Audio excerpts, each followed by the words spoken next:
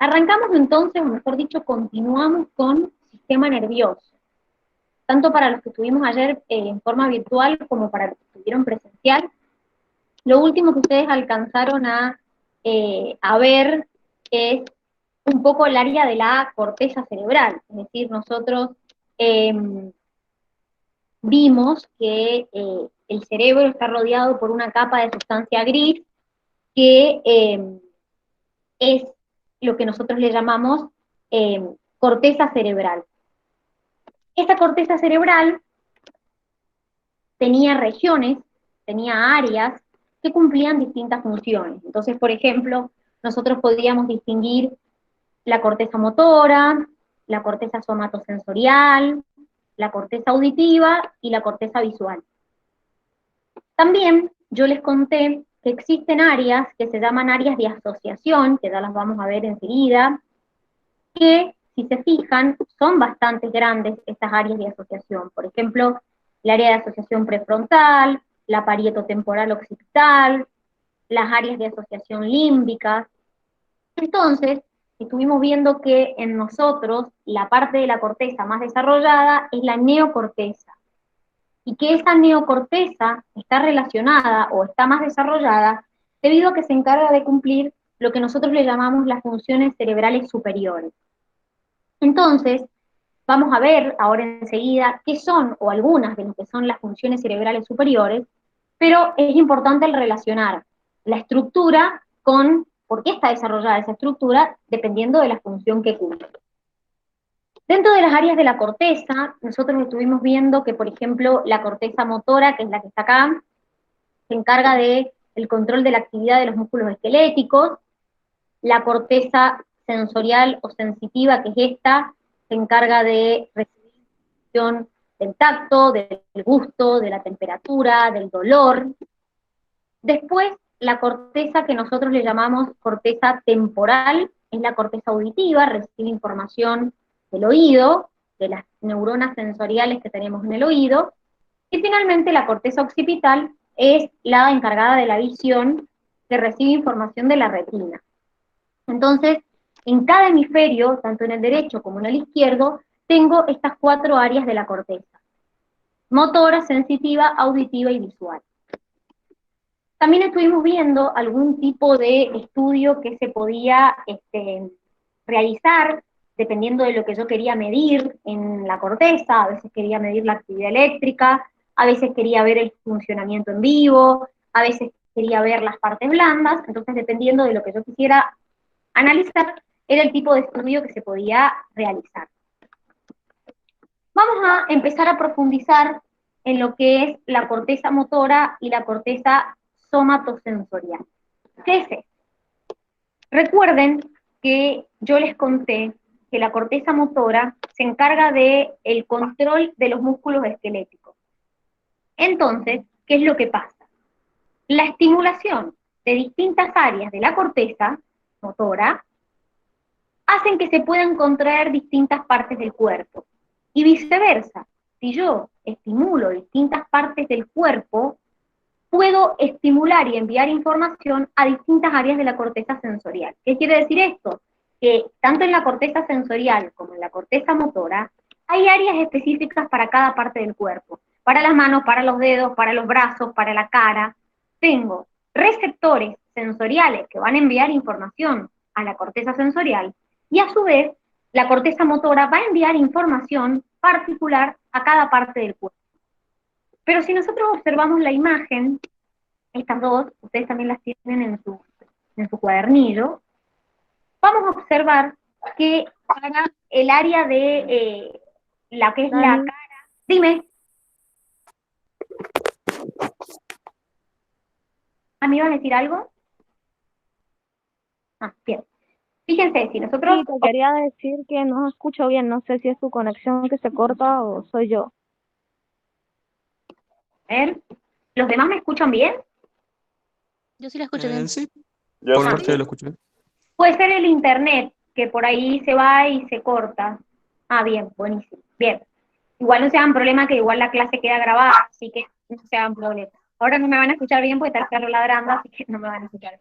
Bien, entonces, fíjense, esa imagen que nosotros tenemos acá nos da una idea de lo siguiente. Si ustedes se fijan, miren, esta es la corteza sensorial del hemisferio izquierdo. Esta es la corteza motora del hemisferio izquierdo. Si ustedes observan, van a ver que gran parte de esta área está destinada a lo que es las manos, los dedos, la cara y el aparato de fonación. ¿Por qué?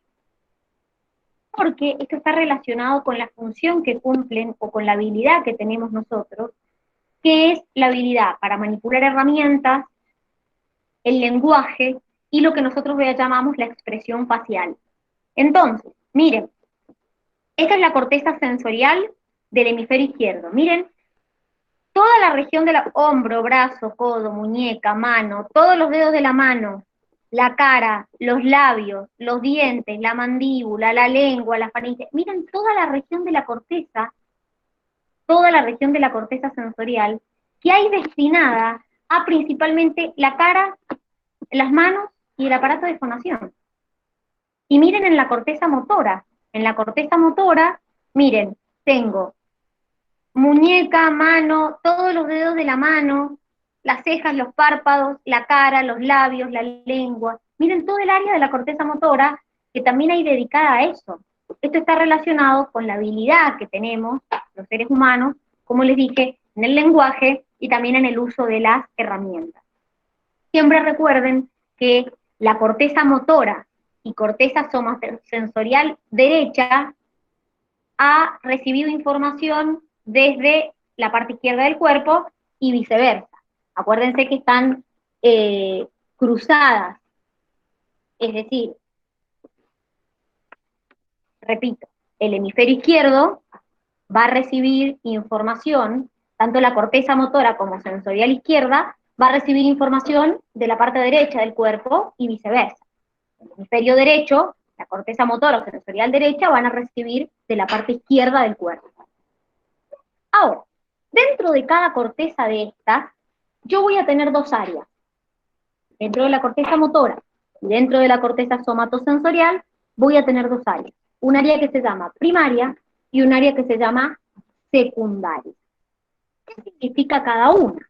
Bueno, las áreas primarias, tanto motoras como sensitivas, son áreas que, por ejemplo, en el caso de la corteza motora, son áreas que envían información directamente a los músculos esqueléticos. Mientras que las áreas primarias sensitivas reciben información directamente de receptores específicos. Pero es como una comunicación directa. Ahora, las áreas secundarias, lo que tienen de particular, por ejemplo, el área secundaria motora y premotora, es que lo que hacen es, primero, que las áreas secundarias complementan a las primarias. Eso quiere decir que van a recibir información de las áreas primarias. Y las áreas secundarias motoras, lo que hacen es, junto con la corteza motora primaria y con los núcleos de la base, que los vimos ayer, van a controlar lo que es la actividad motora. Después, las áreas sensitivas secundarias también van a recibir información de las áreas sensitivas primarias, pero en este caso van a estar relacionadas con la capacidad para poder detectar ciertos patrones sensitivos, como por ejemplo, poder detectar el color, la textura, la forma de un objeto. Entonces, las áreas sensitivas secundarias van a recibir información de las áreas primarias, pero me van a permitir detectar ciertos patrones particulares, como les dije, como son la textura, la forma y el color. Entonces, en conclusión, tanto en la corteza motora como en la corteza sensitiva, tengo áreas primarias y áreas secundarias. Dentro de las dos, es decir, hay primarias y secundarias dentro de la motora y primarias y secundarias dentro de la somatosensorial o sensitiva. Yo les estuve hablando, y de hecho les mostré la imagen, de lo que eran áreas de asociación. Se las mostré, ahora se las vuelvo a mostrar, pero yo les estuve hablando de lo que eran el área de asociación. En realidad son regiones de la corteza, ahí les muestro, esperen que ahí está, miren, Yo recién les mostré estas áreas de asociación, que yo le denominé área de asociación prefrontal, o les marcamos acá, área de asociación parietotemporal occipital, áreas de asociación límbicas. Bueno, la realidad es que estas áreas de asociación en nosotros, chicos, en los humanos, son muy importantes.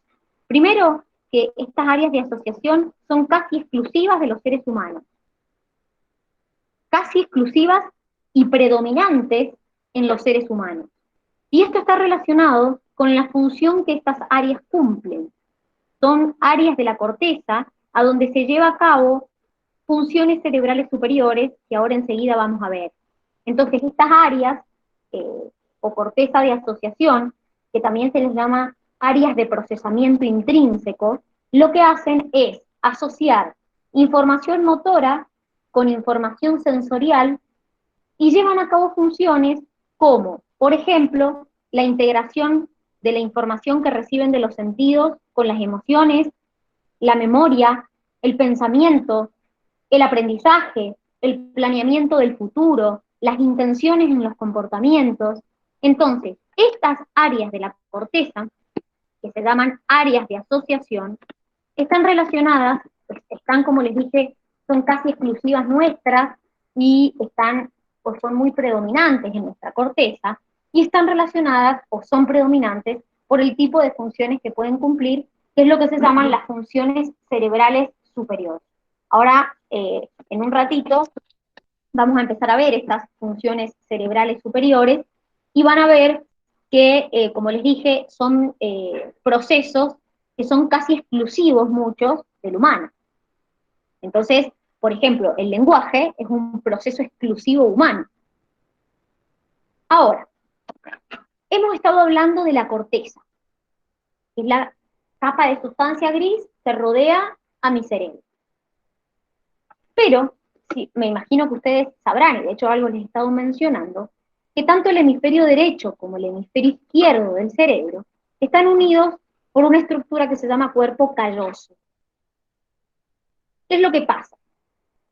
El cerebro, hemos estado diciendo ahora, bueno, no sé, la mano derecha, si la muevo, se procesa la información en el hemisferio izquierdo. Si muevo la mano izquierda, se procesa la información en el hemisferio derecho. Entonces pareciera que siempre las dos partes del cerebro, las dos hemisferios, cumplen las mismas funciones, nada más que en la parte correspondiente del cuerpo contraria, vendría a ser. Pero no es así. Porque se ha demostrado que hay funciones que son específicas de un hemisferio del cerebro y del otro no. Uno de esos casos es el lenguaje. El lenguaje es casi exclusivo del hemisferio izquierdo. Entonces, es una función en donde el hemisferio derecho casi que no participa. Entonces, no todas las funciones que hace el hemisferio izquierdo las hace el hemisferio derecho. No es así. Hay funciones que son exclusivas de un hemisferio y eso es lo que se llama lateralización. Estas funciones que son exclusivas de un hemisferio y del otro no. Por eso el ejemplo típico de esto es lo que se llama el lenguaje, que es casi exclusivo del hemisferio izquierdo o está regulado en su mayor parte por el hemisferio izquierdo. Ahora, más allá de que hay funciones que cumplen los dos hemisferios y hay funciones de las que solo se encarga un hemisferio, también es verdad que la manera de procesar de esos hemisferios es distinta. ¿Qué quiere decir esto? Si nosotros tuviéramos que distinguir diferencias entre el hemisferio derecho y el hemisferio izquierdo, nosotros podríamos hablar principalmente del tipo de información que procesan y cómo la procesan. ¿Por qué? Porque el hemisferio izquierdo procesa lo que es el pensamiento lógico y secuencial y analítico. ¿Qué quiere decir esto? Cuando analiza algo, lo analiza por partes, lo descompone en partes. Por ejemplo, es lo que hacemos cuando nosotros hacemos cálculos. Descomponemos en partes. Por eso, este hemisferio es el encargado no solo de la matemática y del cálculo, sino también de lo que es el lenguaje. Analiza un componente a la vez, y se denomina que su forma de operación es lineal. Entonces, cuando yo hago un cálculo matemático, para que tengan un ejemplo, yo analizo parte por parte de ese cálculo matemático. Analizo componente por componente, término por término. ¿Qué pasa con el hemisferio derecho? En el hemisferio derecho no pasa lo mismo. En el hemisferio derecho se encargan de lo que es la detección y procesamiento de relaciones que se les dice espaciotemporales y visoespaciales. ¿Qué quiere decir? Relaciones de espacio-tiempo y relaciones relacionadas con el espacio. ¿Pero qué tiene de particular este hemisferio derecho? Que no descompone en partes, sino que analiza el todo. ¿Cómo analizar el todo? Claro, esto es lo que me permite a mí, por ejemplo, reconocer un rostro, reconocer un tema musical, una imagen corporal, una actividad artística. Esa manera de procesar se llama procesamiento holístico. ¿Qué quiere decir esto? Ustedes imagínense que yo les pongo una foto de una frente sola, o de una nariz, o de una boca sola, y les digo, díganme qué persona es. Ustedes no lo podrían reconocer. Porque cuando uno observa el rostro de alguien, observa un todo. Observa los ojos, la nariz, la boca, las mejillas, la frente. Entonces, si yo solamente les pongo la frente de una persona, no sabrían qué persona es. Eso quiere decir que la operación que ustedes hacen es analizar el todo. Y de eso se encarga, o esa manera de procesar, tiene el hemisferio derecho, de analizar un todo. Lo mismo pasaría, por ejemplo, si yo agarro y les pongo una nota musical, una sola nota. Le digo, chicos, ¿qué tema es? Ninguno va a poder sacar, porque ustedes cuando escuchan un tema musical, escuchan un conjunto de notas musicales, y así dicen, ah, este es el tema. Entonces, si yo quiero que reconozcan un tema, yo les tendría que poner un fragmento de ese tema, donde hay varias notas musicales, y ustedes me van a decir, ah, es este tema en particular. Por eso, el hemisferio derecho procesa el todo, no descompone en partes. Y esa es una diferencia importante entre lo que es el hemisferio derecho y el hemisferio izquierdo. La forma en que analizan y también, obviamente, la forma en que operan. Por eso les decía, no es solamente que uno lleva a cabo el control de una parte y el otro de la otra parte. También hay procesamientos que son exclusivos de un hemisferio y que el otro hemisferio no lo hace. Pero les cuento que el cerebro es una de las estructuras más estudiadas, obviamente, queda mucho todavía por estudiar. Pero antes, como por ejemplo se descubrió que había un hemisferio que se encargaba del lenguaje y el otro que no, se decía que había un hemisferio que dominaba sobre el otro, o que un hemisferio era más desarrollado que el otro. La realidad es que esa dominancia cerebral ya no es tan correcta el concepto, sino que se usa un concepto de especialización complementaria. ¿Qué quiere decir esto? Y que la realidad no es que un hemisferio domina sobre el otro, que el hemisferio izquierdo domina sobre el derecho o viceversa, sino que hay una especialización en un hemisferio, en una función, pero los hemisferios se complementan, porque los hemisferios están conectados por el cuerpo calloso, no es que son separados y libres uno del otro. De hecho, se ha descubierto que cada hemisferio del cerebro tiene sus propios pensamientos, sus propias sensaciones, sus propias percepciones, sus propios sentimientos, sus propios recuerdos. Lo que pasa es que como los dos hemisferios están unidos por el cuerpo calloso, esos recuerdos o esos pensamientos o esos sentimientos se integran y se complementan. Pero la realidad es que cada hemisferio tiene su propia percepción, sensación, pensamiento, etc. Lo que pasa es que uno está integrado. Gracias a que el cuerpo calloso me une los dos hemisferios, eso se integra. De hecho, miren el ejemplo que yo les pongo. Acá les dice que el hemisferio derecho recibe la información del campo visual izquierdo. Campo visual es lo que yo veo. Y después, el hemisferio izquierdo recibe la información del campo visual derecho. Pero yo no veo la mitad, un espacio y la otra mitad. Yo veo una imagen completa. ¿Y por qué veo una imagen completa si cada hemisferio procesa una parte distinta? Porque los hemisferios están conectados por el cuerpo calloso. Entonces yo, cuando veo una imagen, no veo una parte, la mitad y la otra parte. Yo veo una imagen completa. Quiere decir que los hemisferios se complementan, se integran. ¿Se entiende? O más o menos. Sí, Dani, de mi parte sí. Sí. Bien, perfecto. Bien. Dani, Entonces, dime. te iba a hacer una pregunta Sí, se entiende. con respecto a la pregunta que hizo un chico ahí en el chat, Ah, no la vi, perdón. que si usamos nosotros el 10% del cerebro, ¿eso es cierto? Mira, como les digo, chicos, hay un montón de cosas que se están estudiando, hay un montón de cosas que todavía no se saben, hay un montón de cosas que se pensó y que antes se creían y ahora no se creen. El cerebro es una de las estructuras más complejas de estudiar, y es una de las estructuras que todavía no se terminan de entender, porque justamente es básicamente eh, tan complejo, son redes neuronales tan complejas. Eh, la realidad es que no es tan correcto que usamos el 10% del cerebro, ¿sí? Eh, la realidad es que no usamos la totalidad, pero, ¿cómo les puedo explicar?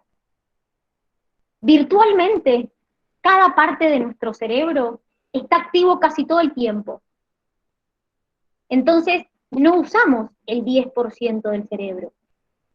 No usamos solo un 10%. Sí es verdad que hay un montón de funciones del cerebro que todavía no se conocen, que todavía no se saben, pero la realidad es que nuestro cerebro está activo la mayor cantidad de tiempo. Es decir, si nosotros en este momento pudiéramos analizar ahora nuestro cerebro, no estaríamos solamente el 10% del cerebro activo.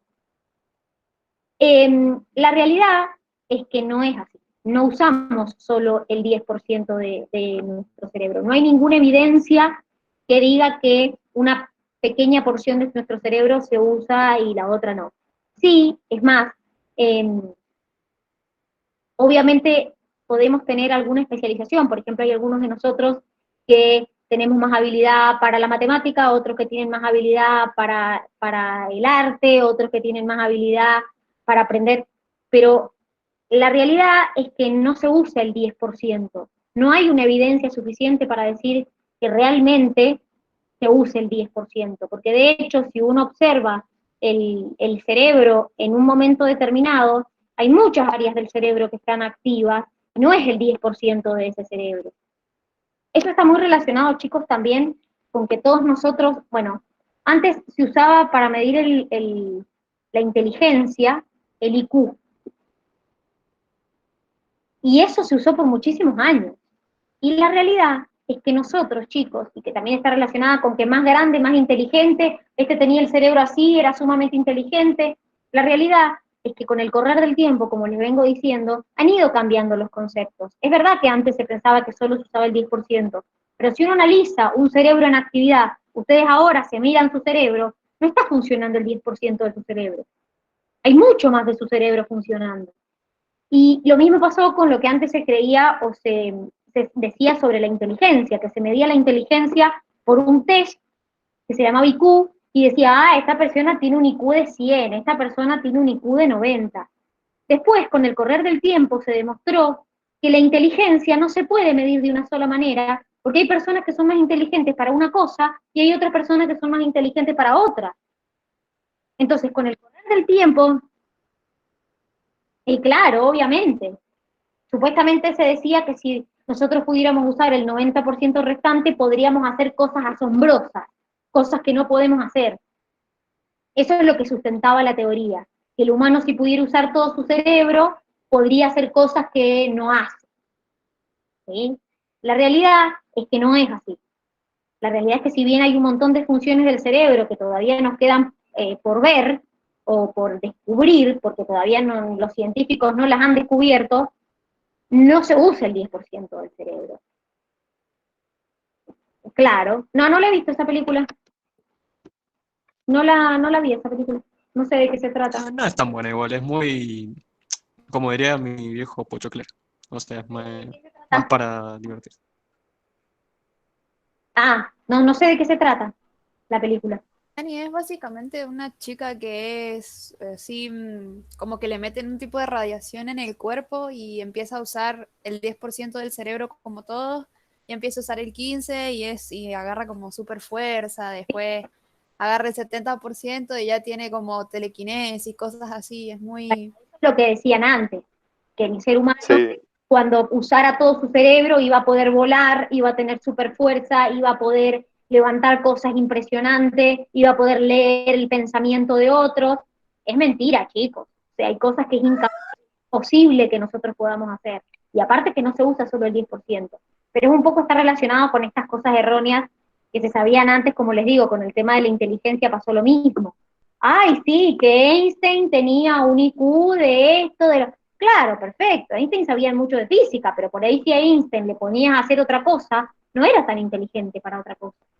Entonces ya también cambió el concepto de la inteligencia, porque recién, por ejemplo, me preguntaban, ¿y pero y qué? Si sos más inteligente tenés el cerebro más grande. Y la realidad es que de por sí nuestro cerebro es más grande porque tiene la neocorteza más desarrollada. Pero mi inteligencia, por ahí, no es la misma inteligencia que la de otro. Por ahí hay otro que tiene una inteligencia increíble para la historia, y yo en historia no sé absolutamente nada. O sea, mi inteligencia para eso es nula. Entonces, eso es lo que ha permitido que se deje de medir el IQ de esa manera y se empiece o se empezó a hablar de distintos tipos de inteligencia. Uno puede tener una inteligencia para el canto, otro una inteligencia para la matemática y el otro una inteligencia para el baile. Y sin embargo, todos ser sumamente inteligentes en lo suyo. Nadie es inteligente en todo por igual. Entonces, bueno, son conceptos, chicos, que antes se usaban muchísimo y que, bueno, gracias a Dios con el correr del tiempo fueron cambiando porque aparte eran sumamente discriminadores esos conceptos. O sea, el medir la inteligencia de alguien por su IQ, a lo mejor el pibe para matemática era malísimo y si lo ponías a tocar en un instrumento musical era un genio. Entonces, el medir la inteligencia de esa manera, bueno, tampoco estaba bien. Dani, ¿y una Dime. persona que es erudito, multifacético, tiene que ver también con eso? La realidad es que si vos sos un erudito, lo que pasa es que, a ver, uno tiene que entender que el desarrollo, cuando uno estudia o cuando uno aprende, lo que genera son muchas conexiones neuronales. Es decir, uno aprendiendo eh, hace referencia, o lo que logra es hacer nuevas sinapsis neuronales. Uno aprende un idioma, aprende un deporte o aprende lo que aprenda, lo que va haciendo es aumentar las conexiones neuronales, haciendo que las neuronas se conecten con más neuronas a la vez, o que, por ejemplo, si uno aprende algo nuevo, se establecen nuevas conexiones neuronales que antes no estaban. Pero la realidad es que volvemos a lo mismo. Está relacionado, no, si bien nosotros tenemos el cerebro más desarrollado y de hecho de mayor tamaño que otros, y está relacionado con la neocorteza principalmente, que es la que más crece o ha crecido o se ha desarrollado, entre nosotros, entre todos los humanos, no es que hay una amplísima diferencia de tamaño, ¿sí? Porque la realidad es que si nosotros nos comparamos con otros animales, y obviamente nuestra corteza, si me comparo con un pez, me comparo con un anfibio, y sí, obviamente mi corteza está más desarrollada, porque hacemos funciones que los otros no hacen.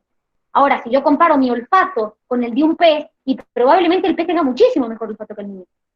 De hecho, tienen hasta un cerebro olfatorio que solo se encarga de eso. O sea, la realidad es que si los comparamos a los humanos entre sí, lo que uno hace aprendiendo es aumentar las conexiones neuronales o formar conexiones neuronales nuevas. Eso es lo que hace. ¿Sí? Bien, vamos a arrancar con lo que se llama el procesamiento subcortical. Básicamente son redes de neuronas que se comunican entre sí y que forman circuitos neuronales. El primero que vamos a ver es la formación reticular, que son redes de interneuronas que recorren el tronco o tallo cerebral y también el tálamo.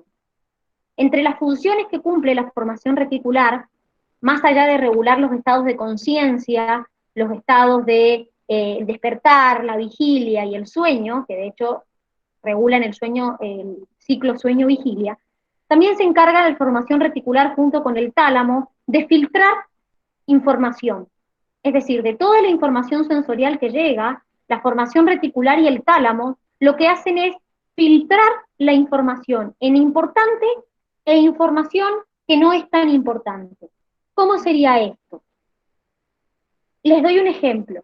Una persona se acuesta a dormir y a lo mejor se duerme con la tele prendida o la radio prendida y no se despierta. Pero si a esa persona siente que le meten la llave en la cerradura, probablemente se despierte. Una madre que está reventada porque probablemente no duerma, probablemente le prendan la tele, la radio y no se despierte. Ahora, si su bebé llora, se va a despertar inmediatamente. ¿Por qué el llanto del bebé la despierta y la televisión prendida no? Porque de toda la información sensorial que llega, hay un filtro de lo importante a lo irrelevante.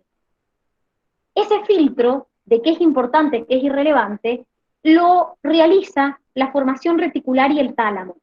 Otro ejemplo, ustedes están en un lugar sentados, no sé, se van a un café, están sentados y empiezan a escuchar voces, voces, voces, gente hablando, gente hablando, gente hablando. Y de repente se quedan escuchando una conversación. ¿Por qué se quedan escuchando esa conversación? Porque de toda la información que llegó, esa información, por algo, se consideró más importante.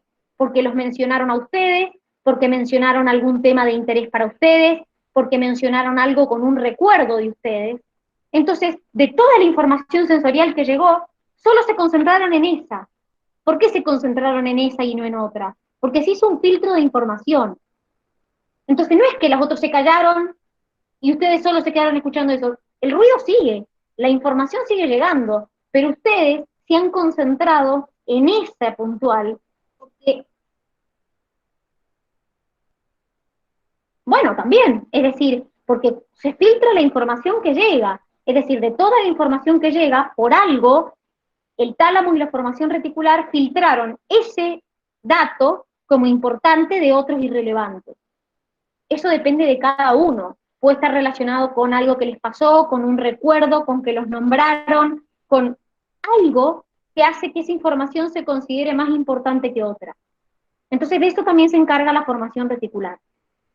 La formación reticular, como les dije, regula lo que se llama el ciclo también sueño-vigilia, que justamente la vigilia es el mantenerse despierto, es una manifestación comportamental, fisiológica bien definida, y es cuando estamos conscientes y podemos responder a estímulos del ambiente, a estímulos externos. La vigilia es lo que nosotros le llamamos estar despiertos. ¿Qué es el sueño? El sueño es un estado de inconsciencia, donde nosotros no podemos responder a estímulos salvo que el estímulo nos despierte. ¿Qué quiere decir esto? ¿Cuál es la diferencia con el coma? En el coma estamos inconscientes, pero no hay manera que un estímulo nos despierte. Una persona que esté en coma, por más fuerte que sea el estímulo e importante, no se va a despertar. Una persona que está durmiendo, una madre, volvemos a lo mismo, que está inconsciente, cuando su bebé llore, inmediatamente se va a despertar.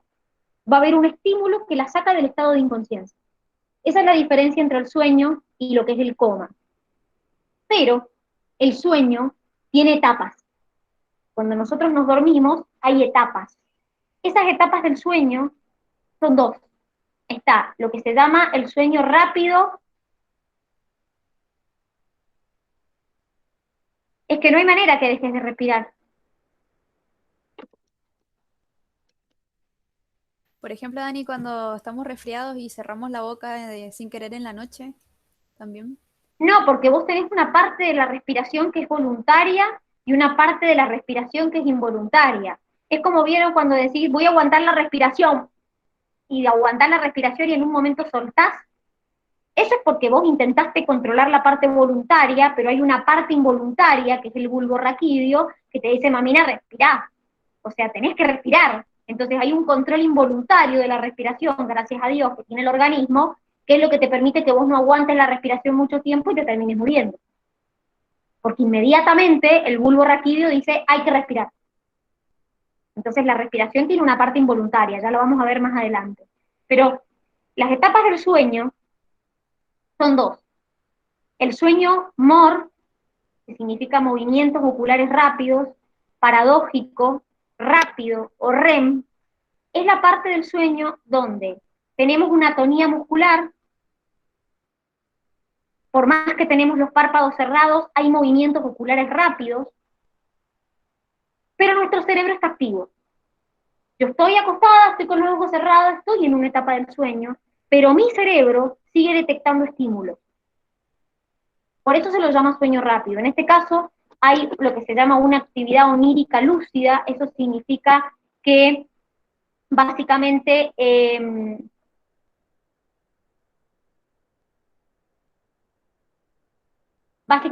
esto está relacionado con que, a ver, ¿qué significa actividad onírica lúcida?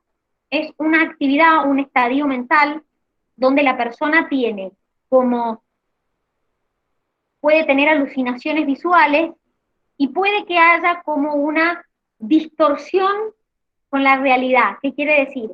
¿Vieron cuando uno sueña? Que uno a veces sueña y dice, che, el sueño nada que ver, era recontra irreal. Y a veces sueña y dice, fue re real ese sueño. Bueno, eso es porque en esta etapa, en esta actividad onírica viene de sueño, es una etapa donde puede haber alucinaciones visuales, pero además se puede haber un desprendimiento parcial o total de la realidad. Entonces, en esta etapa del sueño, nosotros todavía no estamos descansando. En la etapa donde nosotros verdaderamente descansamos, es en la parte del sueño de ondas lentas, que es el famoso sol o no REM, donde la persona está en lo que llamamos el sueño profundo, y donde si yo a esa persona le mido la actividad cerebral ha bajado. Entonces, cuando realmente nuestro cuerpo descansa, es cuando estamos en la parte del sueño de ondas lentas, también llamado sol o no REM. Pero nosotros durante la noche hacemos ciclos de 90 minutos. En esos ciclos de 90 minutos, que depende de cuántas horas durmamos, pueden ser 4, 5, 6 ciclos, dependiendo. En esos ciclos de 90 minutos, siempre pasamos de la vigilia, que es el estar despierto, a la etapa sol, y posteriormente a la etapa MOR. Nunca pasamos de la vigilia al MOR directamente. Siempre en el medio hay una etapa sol. Esa sol, acuérdense que es el sueño profundo. Y lo que nosotros experimentamos es que a lo largo de la noche, primero, fíjense que acá, en la etapa sol, yo tengo distintas etapas. 1, 2, 3, 4, de lo que es el sueño de ondas lentas. Entonces, por ejemplo, les doy una idea. Una persona adulta joven entra al sol, pasa las etapas 1 y 2 de sol, está entre 70 y 100 minutos. Después pasa a la etapa 3 y 4 del sol. Después vuelve al MOR, y así. Entonces, en la noche repetimos ciclos de 90 minutos, pero a medida que va avanzando la noche y que va pasando los ciclos, cada vez estamos más tiempo en etapa MOR y menos tiempo en etapa sol. Quiere decir que cada vez se va haciendo más el sueño menos profundo, diríamos, porque cada vez, sí, Juli, sí, cada vez se va haciendo menos profundo el sueño, porque cada vez estamos más tiempo en etapa MOR y menos tiempo en etapa sol. De hecho, nosotros generalmente nos despertamos en forma natural durante la etapa MOR, que es lo que se llama el sueño rápido. Acá, ¿Dani? dime. Sí, disculpa. ¿El sonambulismo tiene que ver un poco con esto? Es una alteración del sueño que generalmente se da entre la etapa 3 y 4 del sol, de la etapa sol, del sueño profundo, donde la persona está inconsciente, puede abrir los ojos pero no está mirando, y hace actividades motoras.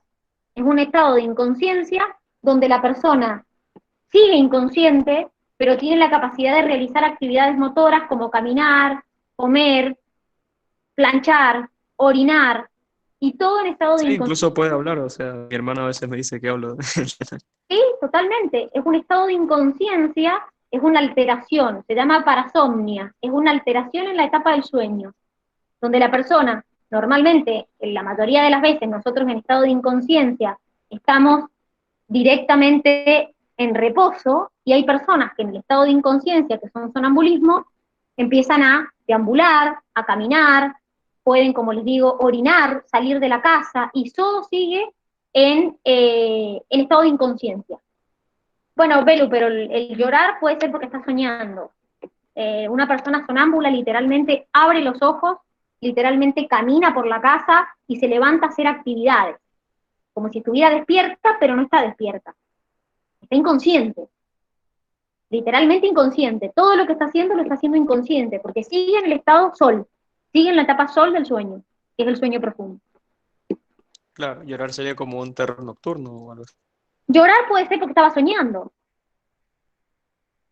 Entonces el sueño le daba tristeza y por eso lloraba, ¿sí? Es decir, la realidad es que el sonambulismo tiene cosas típicas, como les digo, es un estado total de inconsciencia. Entonces, bueno, la realidad es que es una alteración en el sueño que se llama parasomnia, que es más eh, común en la infancia que a medida que vamos creciendo. Ojo que hay personas que siguen teniendo trastorno de sonambulismo, pero es más común en la infancia que a medida que crecemos. ¿Mm? Bien, entonces, a medida que vamos creciendo, dormimos menos horas. Es decir, un niño aproximadamente, un bebé, un niño duerme 11, 12 horas, nosotros 7, 8, cada vez a medida que nos volvemos adultos dormimos menos horas. Bien, otra de las ramas de este procesamiento subcortical es el sistema límbico, también llamado el cerebro emocional. Es el que nos controla las emociones. El sistema límbico se le llama cerebro emocional, no porque sea un cerebro, sino porque controla las emociones. Entonces está relacionado con la conducta sexual, los impulsos, las motivaciones, el hambre, la sed, el deseo sexual, y son un conjunto de neuronas, una red de neuronas, que van recorriendo distintas estructuras. Por ejemplo, recorren el hipotálamo, la corteza cerebral, el hipocampo, la amígdala, el cuerpo mamilar. La realidad es que todavía los científicos no se ponen de acuerdo al 100 qué estructuras forman este sistema límbico. No es que hay una estructura que se llame sistema límbico, son neuronas que recorren distintas estructuras, neuronas que recorren, qué sé yo, como les dije, el hipotálamo, la amígdala, el cuerpo mamilar, el hipocampo, y cumplen la función de regular las emociones. Entonces, por eso es tan difícil el tema de las adicciones, porque el sistema límbico funciona como por un sistema de recompensa-castigo que se le llama. ¿Qué quiere decir esto de la recompensa-castigo?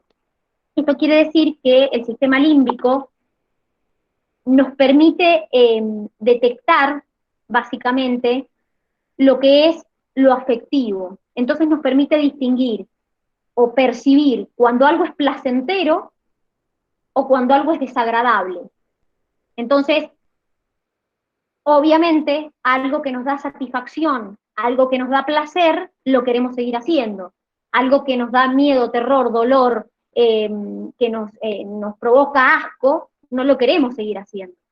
Entonces, la mayoría de las adicciones al alcohol, a la droga, al tabaco, están relacionadas con la estimulación del sistema límbico. Por eso es tan difícil tratar las adicciones, porque una persona que cuando consume una sustancia le da placer, no va a querer dejar de consumirla, porque le da satisfacción, porque lo considera un estímulo que le da satisfacción y que le da placer. Y nadie quiere sentir poco placer o nadie quiere sentir asco. Entonces, si a mí una sustancia me da placer, y la voy a seguir consumiendo porque me da placer. Por eso es tan difícil las adicciones, el tratar las adicciones, porque justamente, como es emocional el control, como es emocional cuando algo te produce placer o cuando te provoca asco, entonces por eso es tan difícil tratar las adicciones, porque están reguladas por el sistema límbico. Entonces, bueno, este sistema límbico es una estructura muy primitiva, es una estructura que, como les digo, todavía se sigue tratando de investigar qué estructuras participan y cuáles no, pero de las que están ahí, la mayoría, todos llegan a la conclusión de que participan en lo que nosotros llamamos el sistema límbico. ¿Alguna duda? ¿Hasta acá? De mi parte no, Dani. Bien. No, Dani. No. Entonces, vamos a arrancar con lo que nosotros llamamos las funciones cerebrales superiores. Las hemos estado mencionando 400 veces ya. Les he estado diciendo que, por ejemplo, tenemos la neocorteza más desarrollada, porque se encarga de las funciones cerebrales superiores. Les he dicho, sí, también, la motivación, ¿sí? Les he dicho, por ejemplo, que más allá de la neocorteza, las funciones cerebrales superiores están relacionadas con la corteza de asociación, por eso tenemos áreas de la corteza de asociación que son predominantes, porque estas funciones cerebrales superiores son propias nuestras. Entonces, estas funciones cerebrales, entre las que vamos a ver, vamos a empezar viendo la memoria y el aprendizaje. El aprendizaje es un cambio en nuestro comportamiento basado en nuestra experiencia y en las funciones del cerebro. La memoria, en cambio, es la capacidad que tenemos de almacenar información basado en experiencias nuestras o experiencias de otros pasadas, pero no solamente para almacenar la información, también para poder recuperar esa información y usarla cuando necesitamos. Porque, a ver, es un poco lo que hablamos el otro día. Ustedes aprenden a andar en bicicleta de chicos, y si ahora se suben de nuevo a una bicicleta, se van a acordar cómo se anda en bicicleta. Entonces, eso es nuestra inmensa capacidad de poder recuperar algo y volver a traerlo. La memoria se puede clasificar de distintas maneras. Una de las maneras de clasificarla es en corto y largo plazo. Una memoria de corto plazo es lo que ocurre momentáneamente en el que ustedes reciben una información. Por ejemplo, yo les digo, che, marcame este teléfono, y les doy un número de teléfono. Ustedes marcan, y en ese momento está actuando la memoria a corto plazo. Dura segundos, minutos. Ustedes hablan por teléfono y se olvidaron del número. Ya está. No duró. Entonces, la memoria a corto plazo es el acto simplemente que se establece cuando inmediatamente recibo información. ¿Qué pasa? Yo lo que tengo que lograr es que si quiero aprender algo, lo tengo que trasladar a memoria a largo plazo. ¿Cómo hago? Para poder trasladar una memoria de corto plazo a largo plazo, tengo que hacer un proceso que se llama consolidación, que consiste en repetir, repetir, repetir 1000 veces lo mismo. Y eso es lo que ustedes tienen que tratar de lograr con esto. De hecho, se dice que cuanto más se consolida, más fijado queda en la memoria a largo plazo. Ustedes lo que tienen que lograr es poder estudiar algo hoy y que en diciembre, cuando vayan a rendir, quede almacenado, quede en la memoria a largo plazo. No que sea de hoy y mañana me olvidé, que eso es muchas veces lo que les pasa. Ustedes estudian para mañana que hay un examen, hoy lo estudian, mañana se olvidan. Nunca lo pasaron a la memoria a largo plazo, porque nunca lo consolidaron. Una de las bases de la consolidación es la repetición. Si ustedes no repiten, solo no se va a fijar. Es así. Ustedes no se subieron a una bicicleta y anduvieron y chau. Se cayeron, repitieron, probaron, hasta que salió. Entonces, esto es lo mismo. Si yo quiero transformar algo de corto plazo a largo plazo, lo tengo que repetir. También la memoria la podemos clasificar en declarativa y de procedimiento. Esto está relacionado con si es una memoria que yo puedo narrar, un recuerdo que yo puedo narrar, no sé, yo cuando era chica fui a ver esto y me encontré con... Eso es una memoria narrada, es un hecho que ustedes pueden contar, y distinto es una memoria de procedimiento, que es una memoria motora. Por ejemplo, andar en bicicleta. ustedes se suben a la bicicleta y andan, no narran el hecho. Ustedes se suben a un auto, aprendieron a manejar una vez, y una vez que aprendieron a manejar, se suben al auto, siempre es lo mismo. Van a meter los cambios, van a ir apretando. O sea, la realidad es que eso es una memoria motora, porque yo no la narro, hago la acción. Y la última manera de clasificar la memoria es en retrógrada y anterógrada. Esto está relacionado con si es un recuerdo de un hecho pasado que ya ocurrió, eso se llama memoria retrógrada, y la memoria anterógrada es la capacidad para formar nuevas memorias a partir de ahora. De lo que ya pasó, de los recuerdos que ya pasaron, se llama memoria retrógrada. Ahora, la capacidad de establecer nuevas memorias a partir de ahora se llama memoria anterógrada. Hay mucha gente que se acuerda de su infancia, de sus nietos, de sus hijos, pero se daña una estructura del cerebro, como por ejemplo el hipocampo, y la persona no puede establecer nuevas memorias. Entonces todo, de acá en adelante, lo que quiera memorizar, no lo va a poder memorizar. Sin embargo, se va a contar de todo lo pasado.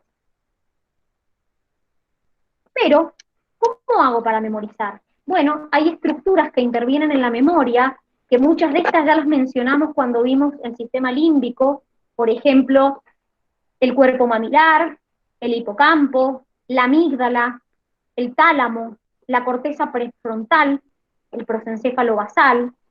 Entonces se cree que la seguidilla que hace la memoria es: la información viaja desde las áreas de la corteza sensorial hasta el hipocampo, hasta la amígdala, de ahí va al tálamo y al cuerpo mamilar, y las neuronas del tálamo y del cuerpo mamilar la llevan al prosencéfalo basal y a la corteza prefrontal. Entonces estas serían las estructuras que intervienen en el proceso de la memoria. Pero se cree que hay un circuito paralelo que transmite la información en la dirección opuesta. Entonces hay como una retroalimentación positiva y es lo que nos permite recuperar cuando almacenamos algo. Es lo que estábamos hablando recién. Memorizo algo y cada vez que lo necesito lo vuelvo a traer y lo vuelvo a usar. Y queda guardado, no es que lo use y se pierde. Y cada vez que lo vuelvo a usar, lo vuelvo a traer y me vuelvo a acordar. Eso es lo que ustedes tienen que tratar de hacer cuando vayan a rendir. Tienen que tratar de que los conceptos queden guardados en la memoria a largo plazo para que cuando ustedes los necesiten traer en el examen, estén. Si ustedes memorizan a corto plazo, van a perder tiempo porque mañana se van a olvidar. Es decir, hoy estudian para química o para física. Si hoy se estudian todo de memoria, mañana van a rendir física y el sábado se olvidaron de física. Entonces ustedes tienen que tratar de consolidar eso que estudiaron. Para consolidarlo, lo tienen que repetir. No hay otra manera. No hay un arte de magia de se transforma de corto plazo a largo plazo. La única manera de fijar algo es repetirlo. Entonces, eso es lo que ustedes tienen que tratar de hacer cuando estudian, sobre todo materias teóricas, que tienen o fórmulas o compuestos químicos. Ustedes tienen que tratar de trasladarlo a su memoria a largo plazo, para que no se olvide. Porque si no, chau, se olvidó. Y reforzarlo permanentemente. Si yo hoy estudio algo y no lo vuelvo a tocar hasta noviembre, y probablemente me olvide, no quede almacenado. Tenemos mucha capacidad de almacenar información, pero hay que saber almacenarla. Entonces, bueno, y no es que una información me va sacando la otra. No, tengo que tratar de repetir para que eso quede almacenado. ¿Se entiende? Sí. Sí, Dani. ¿Ha quedado alguna duda de lo que hemos visto hoy? ¿No? Hay un ensayo del Alzheimer acá en el Bueno, Camino. léanlo, porque es un ensayo que te habla sobre lo que se sabe o se cree respecto al Alzheimer. Se cree que hay una base genética y que eso te estimula la formación de placas mieloides que serían la causa del Alzheimer. ¿Sí? Ya vamos a ver igual un poquito el Alzheimer, qué estructura es la que se va degenerando, qué estructura hace que la persona tenga la pérdida de la memoria. Los ensayos, chicos, que salen en el nervioso, traten de leerlos porque se los suelen preguntar. Y son ensayos muy interesantes, la verdad. Así como ayer estuvimos hablando de los ritmos circadianos, Hay varios, y la verdad que son muy interesantes, y son ensayos que se preguntan. Así que, léanlos, ¿sí? Bueno, muchachos, seguimos la semana que viene con sistema nervioso. Por favor, lean la unidad, así pueden ir sacándose las dudas. Y buen fin de semana largo para todos, que tengan un lindo fin de. Hasta la semana que viene. Gracias, Dani. Gracias, Dani. Chao, Dani, Nos vemos. gracias. Chao, Dani. Nos vemos.